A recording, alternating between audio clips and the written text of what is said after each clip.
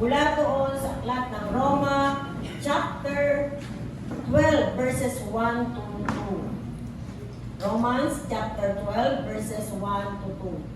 So, ano pa ang sabi dyan? So then, my brothers and sisters, pwede po yan tayo Tagalog. Ano? Ako muna magbabasa sa English. So then, my brothers and sisters, because of God's great mercy to us, I appeal to you. Offer yourselves as a living sacrifice to God, dedicated to service and pleasing to Him. This is the true worship that you should offer. The verse 2, ano po ang sabi dyan?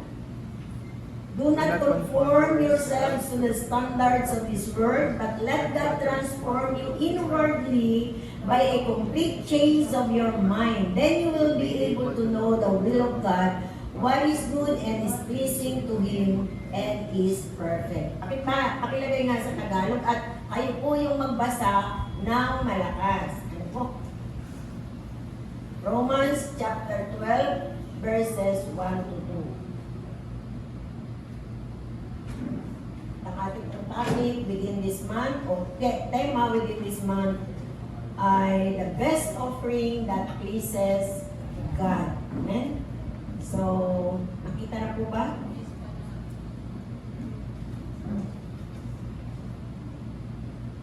So, tingnan po natin sa salin ng Tagalog.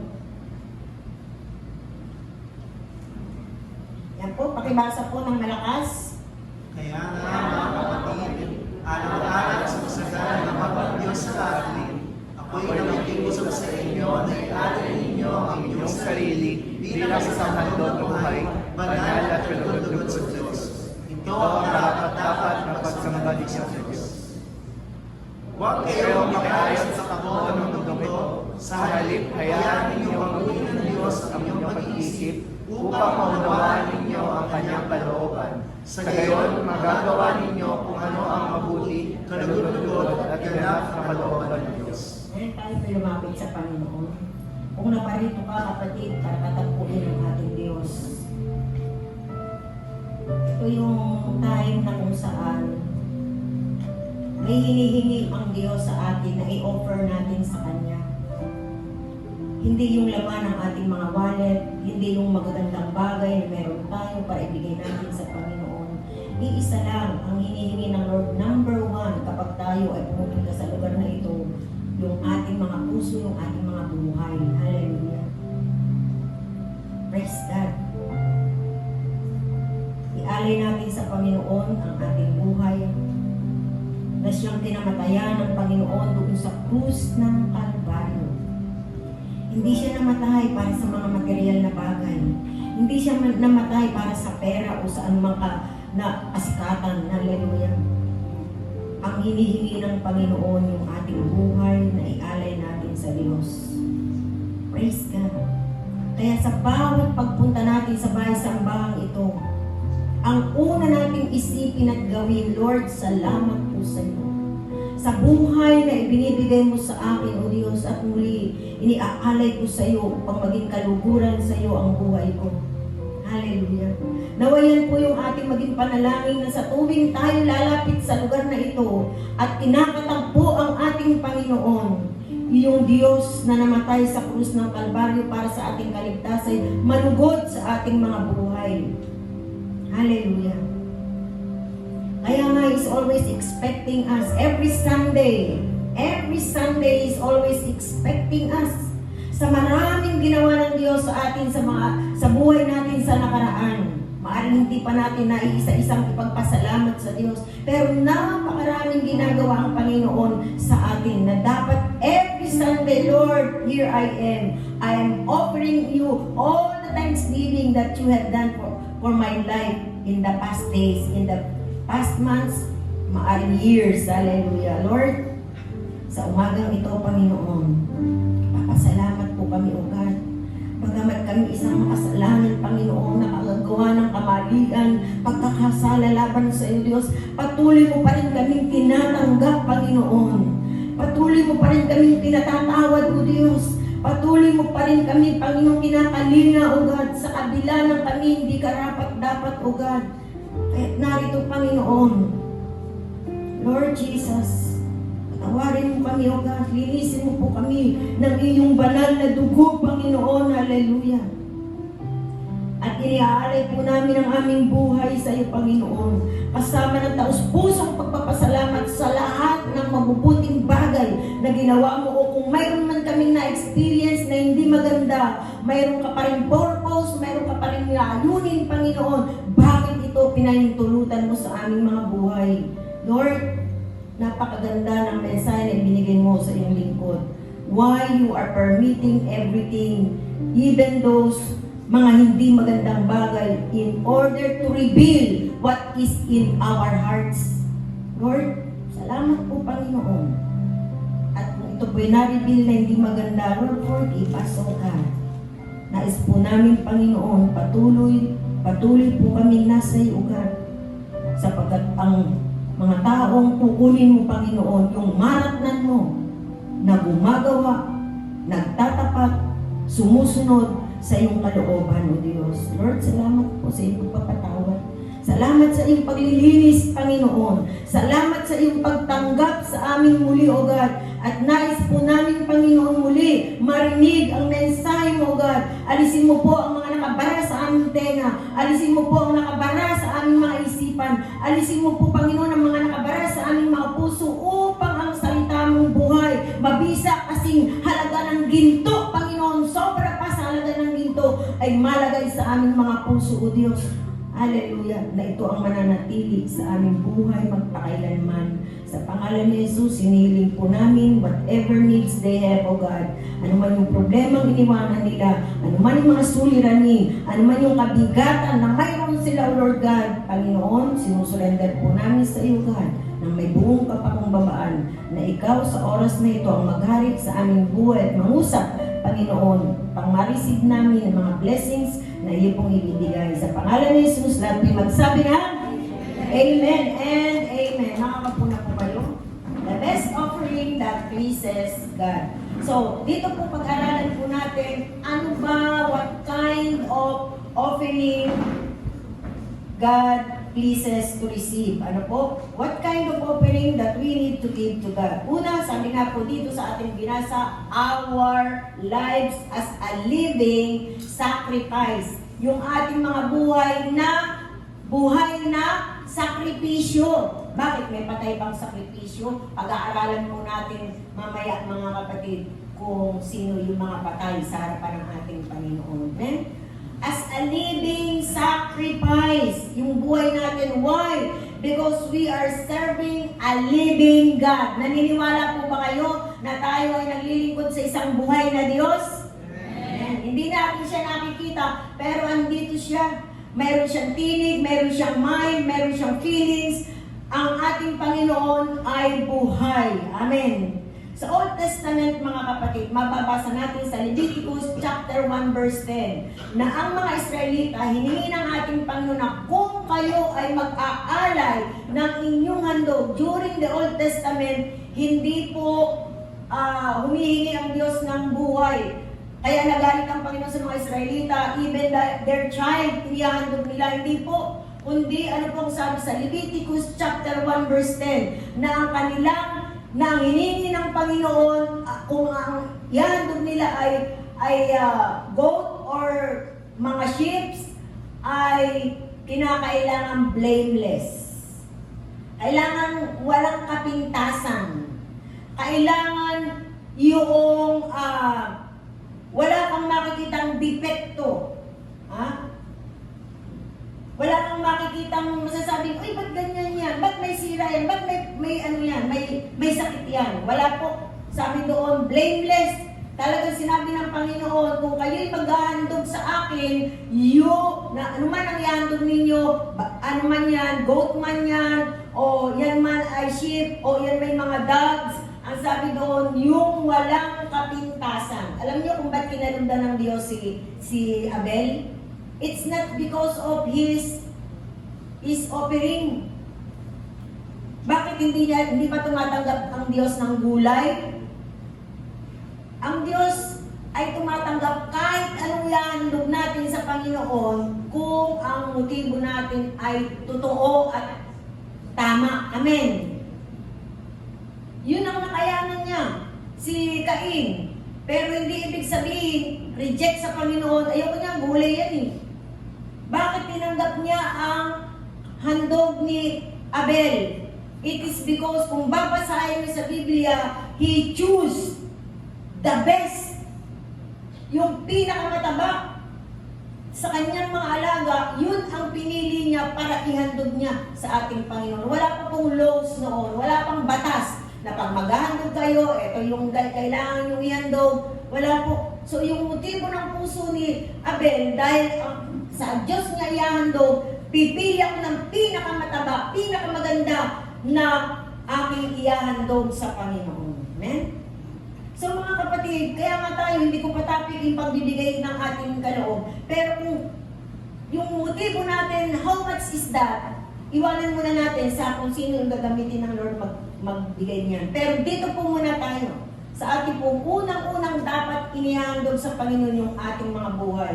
Dahil nga, mga kapatid, ang Panginoon ay buhay na siyang ating sinasamba, pinupuri at pinasasalamatan. At kung ating pong babalikan, kung ito pong sa Old Testament, sinabi natin na bakit yung mga hayop ay kinakailangang walang kapintasan sapagkat sa ano po nila, paghandog nila, yung dugo, importante po yun, sprinkle nila doon sa altar. At yung laman na portion na kailangan lang ihandog nila, pag ito ay umusok, makakalugod sa ating Panginoon.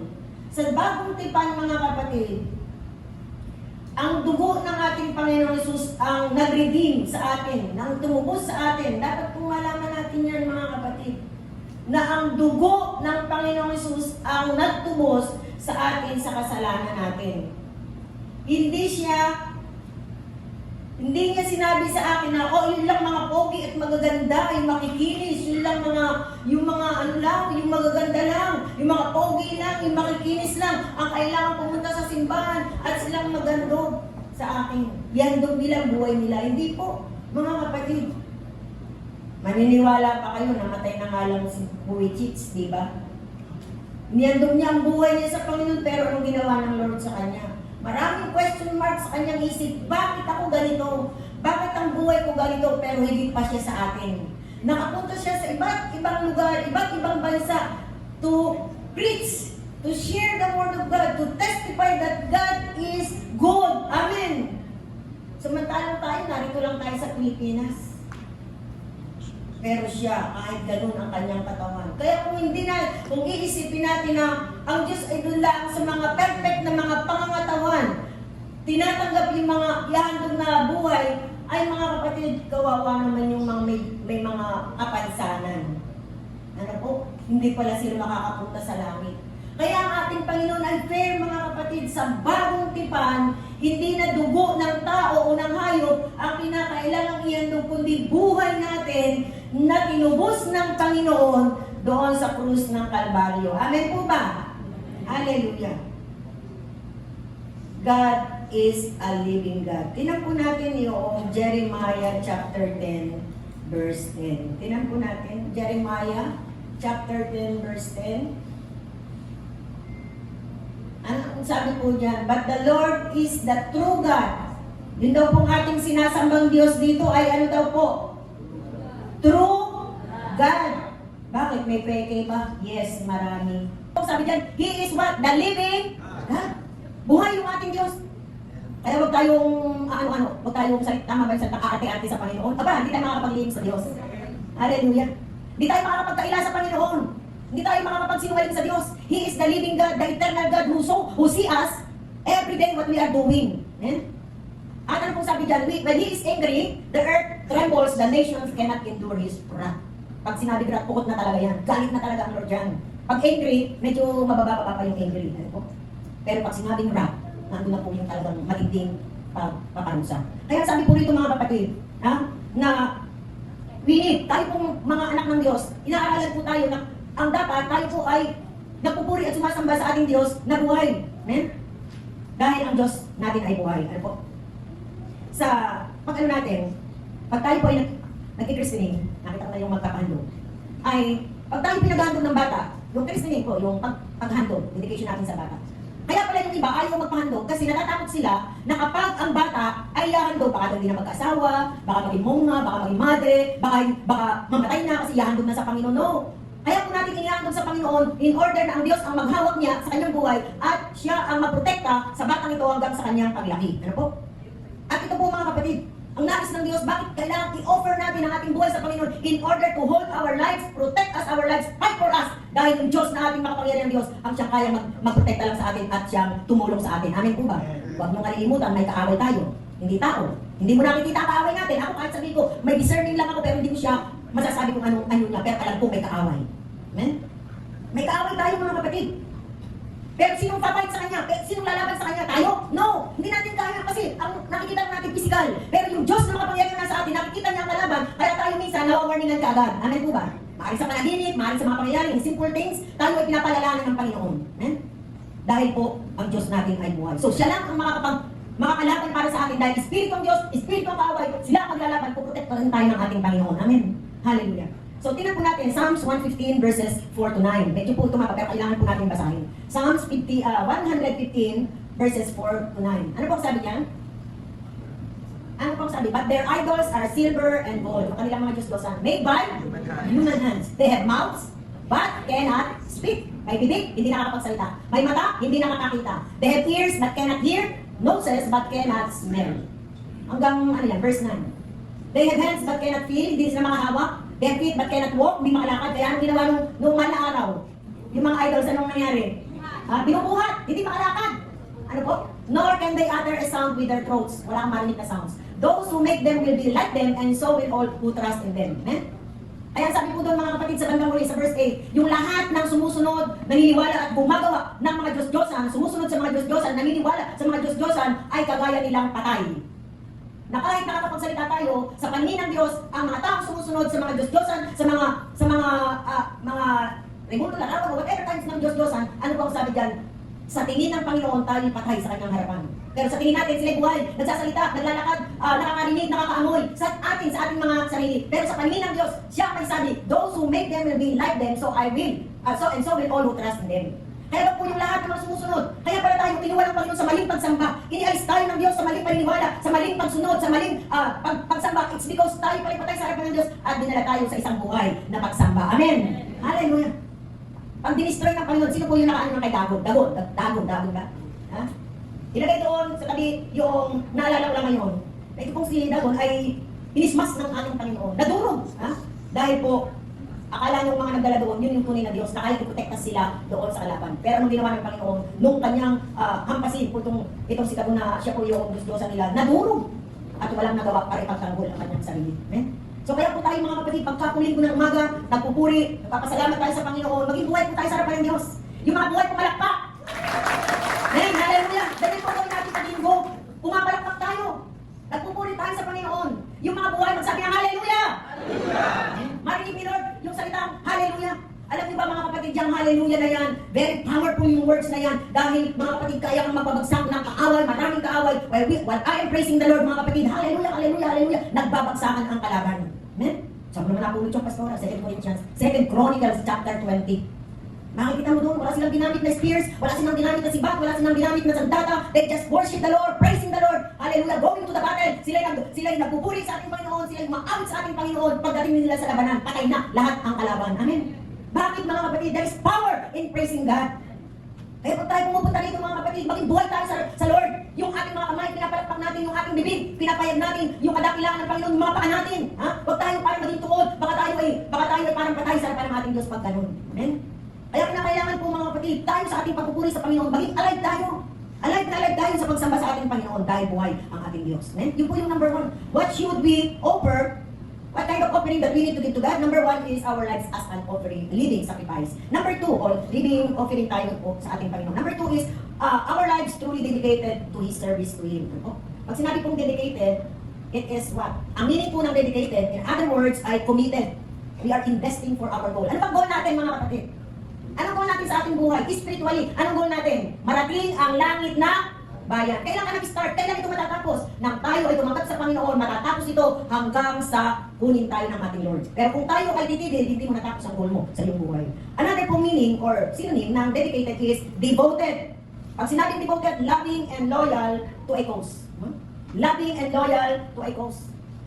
Bakit po? Devoted tayo kanino? Ha? Maraming mga tao, loyal kay ganito, loyal kay ganoon, patay na, loyal pa rin. Ha? Meron ako narinig, patay na si Nora Honor, loyal pa rin kay Nora Honor. Anong ginawa ni Nora Honor sa'yo?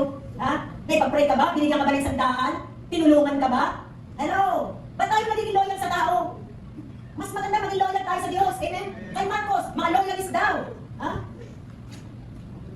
Loyal sa mga politiko. Ewan ko, baka nabigyan sila, baka nabigyan ng lupa, baka nabigyan ng pera. Ha? Na basura, sa sa maleta, baka nabigyan. Kaya loyal sila. Hindi ko sasabihin sana ako, kung galing naman sa sa masama. Kaya sabi ko riyan, devoted dapat po mga kapatid. Na tayo sa Diyos maging devoted, maging loving tayo and loyal sa ating Panginoon. Because what? Jesus has already paid yung ating mga kasalanan. Our debts, yung ating mga kasalanan. Amen. Yung utang natin, mga kasalanan natin na binayaran ng Panginoon. Hindi ng pera, kundi ng kanyang buhay. What else? Ano pong sabi pag sinabing dedicated? Diligent, working conscientiously and steadily. Amen. Working conscientiously and steadily. Ano po ibig sabihin nito? Hindi tayo tumitigil sa paglilingkod. Amen. Kaya po pala, napakaganda. Alam mo, nakakablas talaga yung mga words ng ating Panginoon kung ating lamang pong ating lamang pong kukunin o tatanggapin ating pag-aaralan. Diligent. Ano po? Ang sabtang dedicated ay diligent na gumagawa tuloy-tuloy sa ating Panginoon. Ano po ang sabi doon sa Revelation chapter 2, verse 4? Ano po ang sabi doon? Bakit bumagsak itong Ephesians church? Bakit sila bumagsak? Because hindi na sila tuloy-tuloy sa paglilingkod sa ating Panginoon. Ano po ang meaning? Zealous, showing great energy and enthusiasm. Very eager. Eager sila sa paglilingkod sa Panginoon. Masigla sila sa paglilingkod sa Panginoon. Yan pala yung taong dedicated sa Diyos. Amen? Na masasabi natin, mas malawakan, ano po ba ang meaning niyan? Committed ka saan? Kanino? Ha? Devoted ka kanino? Saan? Diligent? Kanino ka gumagawa? Zealous? Yung pagsipag mo ay para kanino? Ha? Kaya sabi po dyan mga kapatid, dyan po sa number 2 ay yung ating buhay ay maging totoong dedicated sa paglilingkod sa Kanya. Amen? Hindi lang buhay, na ibigay natin ang ating buhay sa Panginoon. Alam nyo, ba tayo tinawag ng Lord? May trabaho. Sabihin mo sa iyong katabi, may trabaho tayo. Sino po yung, ay sa amin yata ito, sa men and women. Ano po yung ministry na ibinigay sa atin ng Lord? Sa 2 Corinthians chapter 5, verse 16 and 19. Ano po ang sabi doon? The ministry of reconciliation. Bakit si Kristo nagpunta rito sa lupa para tayo reconcile ng Panginoon Jesus sa ating Diyos na puot, galit na galit sa kasalanan sa mga tao? It's because of sin. Pero dahil sa ginawa ng Panginoon Jesus na reconciliation, napatawad tayo ng Ama. Ito rin ang ministry na ibinibigay sa atin ng Lord. The ministry of reconciliation. Amen? Hindi sa ipagkakagalit, pagkakahiwalay, hindi sa paglalayo, kundi saan? Sa ipagkakasundo ng tao sa Diyos. Dahil mahal ng Diyos ang lahat ng tao. Amen? Hallelujah. Praise God. At meron pong tatlong components ang tao. Body, soul, and spirit. 1 Thessalonians 5:23. Tayo ay mayroong sangkap, ang ating katawan, ang ating kaluluwa, at ang ating espiritu. Tingnan po natin. Alam po ba ninyo na natuklasan ko na ang ating kaluluwa ay balimbing. Balimbing. Sino po yung nakakita na ng prutas na balimbing? Ha? Diba yung parang may ganyan, balimbing. Bakit kaya tinawag ng balimbing? Tingnan po natin. Ang kaluluwa natin, mayroon pong tatlong components. Ano? Espiritu, at hindi po pala dalawa, espiritu at body. Kasi siya ang pangatlo, yung kaluluwa. At ito po yung ang soul po natin, tatlong components, kaluluwa, espiritu at body. Ano po? At ito po yung natuklasan ko, mga kapatid, na kaya sinabi natin balimbing ang kaluluwa, kung alin ang malakas sa kanya, kung alin ang malakas, espiritu ba o body, doon siya nakapanig. Kung sino ang malakas, espiritu ba o body, ay doon siya nakapanig. Hello? At ito pong kaluluwa, mga kapatid, ay mayroong tatlong components, mind, emotions, and will. Pansinin po natin, na kapag ang kaluluwa sa kanyang isipan, tama, mabuti, maayos, maka-Diyos, at yung feelings niya, mga kapatid, ay mabuti dahil pinapangamanan ng Panginoon ng kanyang buhay, ano pang sabi doon? Yung desisyon niya ay tama. Yung desisyon niya ay totoo. Yung desisyon niya ay tama, nakalulugod sa Diyos. Pero kapag ang naghahari sa buhay ng isang tao, na yung kaisipan niya ay puro negatibo, yung mga pangit ang kanyang na-absorb sa kanyang isipan, mga hindi maganda, yung mga lalo na kung may mga pain tayo, pangit, hindi maganda, naisip natin ay yung mga bagay na hindi kaaya-kaya, dala ang ating emotions, mga kapatid, at nagdidesisyon tayo ng mali sa ating mga buhay. Pero paano po natin mapapalakas ang ating kaluluwa upang hindi tayo madadaig ng ating laman? Ito po ang sabi po sa 1 Thessalonians 5:17, every day we need to pray. Hallelujah! Para yung ating kaluluwa ay matatag, matibay, always pray, always connect to the Lord. Hello? Sabi ko iba pray ako, amin na lang, bukas na ang amin. Ha? Bukas na raw yung amin. Pero ilang minuto kaya yung pinag-pray niya? kung bukas na yung amen. At ano ba yung nasabi niya sa kanyang panalangin? So ito po yung feeding our spirit in order na tayo po maging alive and powerful in the spirit. Number 2 is reading the Word of God. Joshua 1:8. Ano pong sabi doon? Read the Word of God once a week. Sinabi ba doon? Ano pong sabi? Doon sa nakakabasa? Ha? Ano yan? Once? Ha? Day and night. Hindi pa nga day and night. Umaga pa nga lang. Minsan pa nga lang. O kaya hindi pa. Ano po? Kaya yung devotion, pinagsasama na lang sa isang araw, dalawa. Meditate the Word of God day and night. Joshua 1:8, meditate the Word of God not only by reading, but meditate the Word of God. Amen? Sabi po rito, another is Romans 10:17. How will you feed your spirit in order na maging alive and powerful ang kaluluwa mo? Another is by listening to the Word of God. So faith comes from hearing, that is hearing the good news about Christ. So habang nakikinig ka ng salita ng Diyos, yung faith na kailangan mo, inilalagay ng Panginoon sa iyong mga puso. Amen. Para kung dumating bukas o sa makalawa, yung pagsubok na kailangan mong tayo at tindigan, mayroon kang lakas para labanan ang gawa ng kaaway. Amen. You are listening the Word of God. Pero kung hindi ka palaging nakikinig, kailan ba natin pinakikinggan ang salita ng Diyos? Every Sunday, ayan pa, sa live groups natin, pagka tayo may gathering ng prayer meeting o whatever that, na hindi nawawala ang paghahayag ng salita ng Diyos. Amen po ba? Hello, may kausap pa ba ako? Praise God. Psalms 119 verse 11, ano bang sabi doon? Paano natin mapapalakas ng ating spirito? It's by memorizing the Word of God. 10 taon na, memory basa pa rin. Isa lang naman yung verse na binabasa. Memory basa pa rin.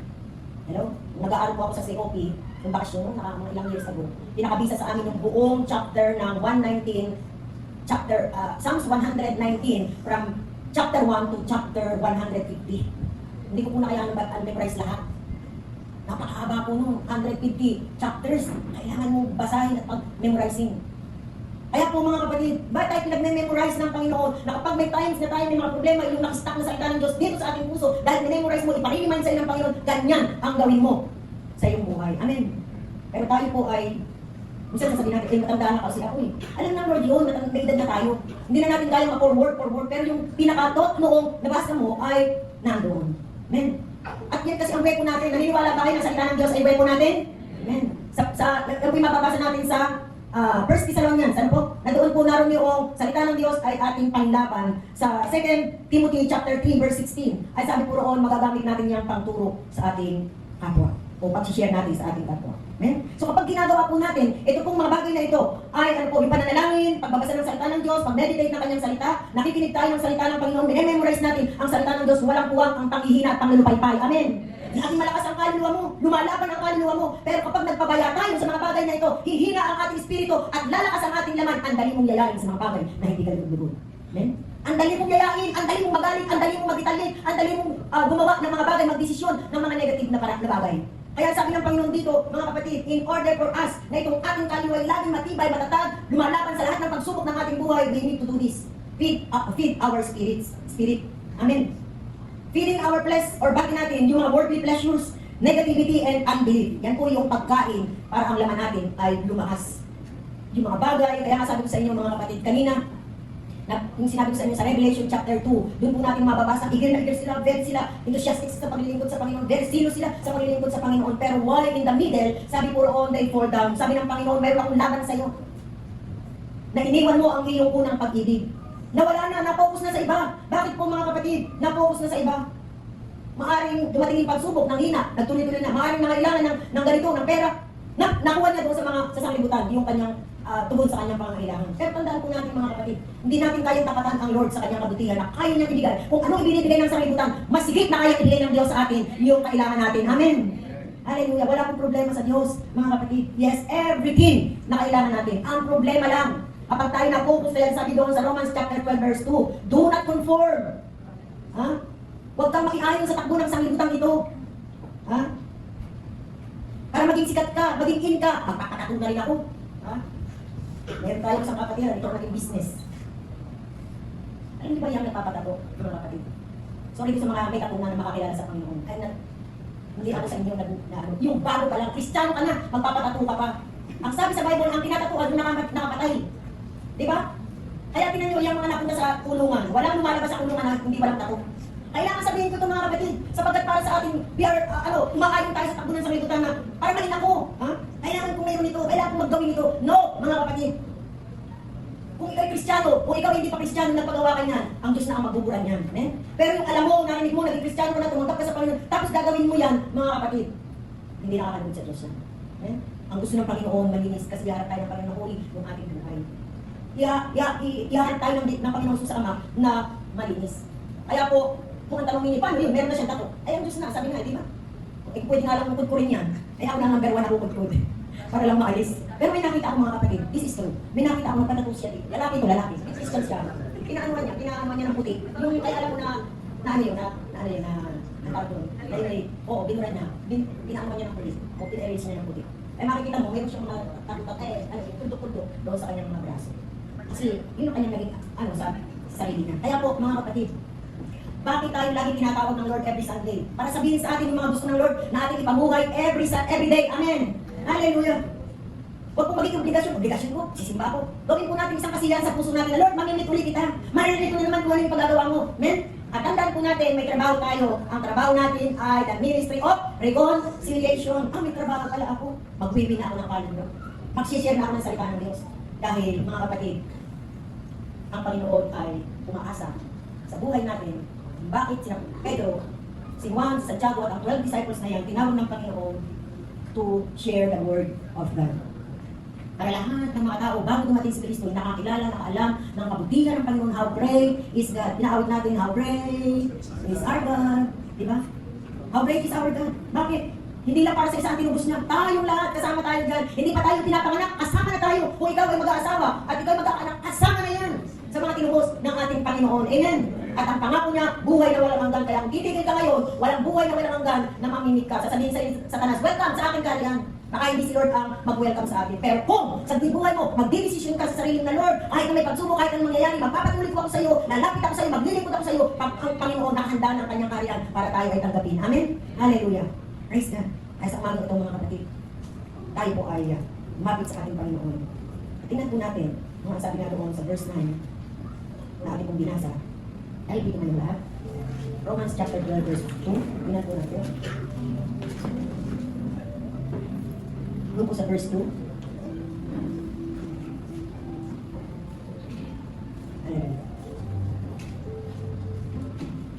Sabi ko rito, ang buhay, ang isipan natin mga kapatid, ay nakafocus pa sa sanglibutan ito. Mag-iba na tayo ng pag-iisip. Sabi ko dun sa English, napakaganda ko sinabi sa English, only God can change our inner being. Kaya kung si Kristo ay wala sa puso natin, how can we be changed? Paano magbabago ang ating buhay? Kung si Kristo ay wala sa ating mga puso. Pero kapag si Kristo ay pinanahan natin sa ating mga puso, unti-unti, hindi man instant ang pagbabago natin, mayroon kang masasabi na ang Panginoon napakabuti sapagkat babaguhin niya ang ating puso, babaguhin niya ang ating isipan para tayo maging kagaya ng ating Panginoon sa Kristo. Praise God. Sige po, magsiyasat po tayo sa ating mga sarili. Alin ang malakas sa iyo, kapatid? Hallelujah. Alin ang malakas sa iyo? Ang espiritu mo ba? O ang iyong katawan? Ang flesh mo? Kung sa pagkakataong ito, sa narinig mo, bakit malakas ang espiritu mo, ipagpatuloy mo lang, kapatid. Kahit anong mangyari, tuloy lang po tayo sa Panginoon. Wala namang Kristiyano hindi dumadaan sa pagsubok. Pero kung sa sarili mo, malakas pa rin ang laman mo, kapatid, this is the time. Sabihin natin sa Panginoon, Lord, ayaw kong mahiwalay sa iyo. Ayaw kong bumagsak, Panginoon. Ayaw kong maging kagaya ng Ephesians Church. Na winarningan mo at maaring dumating yung pagkakataon na hindi na ako makabalik. Tulungan mo ako, Panginoon, sa oras na ito. May surrender po sa iyo yung mga bagay na hindi maganda sa aking buhay. Bakit hindi mo ako magamit sa iyong gawain, Panginoon? Narinig po natin mga kapatid, may ministry pala tayo. Hindi lang tayo basta tinawag ng simba. Tinawag tayo ng Lord para sa isang gawain na hindi naman po mahirap. Hindi ito mahirap, kapatid, kapag kasama natin ang Panginoon. Hallelujah. Kung itatalaga mo lang ang iyong buhay, hindi niya sasabihin, oh, kayong may mga edad na, kayong mga senior na, huwag na kayong, tumigil na kayo. Marami pa po tayong magagawa sa Panginoon. Kahit na po yung panalangin, dinigin ng Panginoon, pinagpe-pray natin sa Lord, Lord, ibalik mo po sila sa iyo, Panginoon. Hindi man po ako magamit mo, Diyos, dahil hindi ko na kayang umayo, hindi ko na kayang lumakad, Panginoon. Lord, yung pong mga tao, Panginoon, na nasa maling buhay, gumamit ka po ng tao para sila ibalik sa iyo, Panginoon. At ikaw naman malakas, kapatid, may kakayahan ka pang humayo, may kakayahan ka pang magsalita. Huwag mong tingnan na wala kang pinag-aralan. Ang mga disciples hindi sinabi, oh, aralan ko muna kayo, kayo mangingisda lamang, wala kayong kaalaman, hindi. Tinawag sila ng Panginoon nang walang pasbalik. Na kung ibibigay lang natin ang ating buhay sa Panginoon, bibigyan tayo ng karunungan ng Diyos sapagkat ang Lord nagbibigay doon sa mga bilik at hanggang sumunod sa ating Panginoon. Walang rason mga kapatid para hindi tayo makapaglingkod sa Diyos. Ang kailangan lang talaga mo ang iyong sarili sa Panginoon. Bakit mo hahayaan ang buhay mo gamitin ang sanglibutan ito? Bakit mo hahayaan ang diablo ang mag-ari sa buhay mo? Ang hayaan natin ang Diyos na tumawag sa atin, nagligtas sa atin, tumubos sa atin, ang gumamit sa atin, sapagkat siya lang ang may pangako ng buhay na walang hanggan. Walang ipinangako ang kaaway. Si Satanas walang ipinangako buhay na walang hanggan na masaya. Hirap, sakit, pait, ang ay Satanas. Pero sa Panginoon, buhay na walang hanggan, masaya, mapayapa sa ating Panginoon. Hallelujah. Ito nga rin binigay ng Diyos sa atin na mensahe po this month. Ayusin po natin ang ating relasyon sa Panginoon. Ayusin natin ang ating paglapit sa Panginoon, ang ating pagsamba sa Diyos. Hallelujah.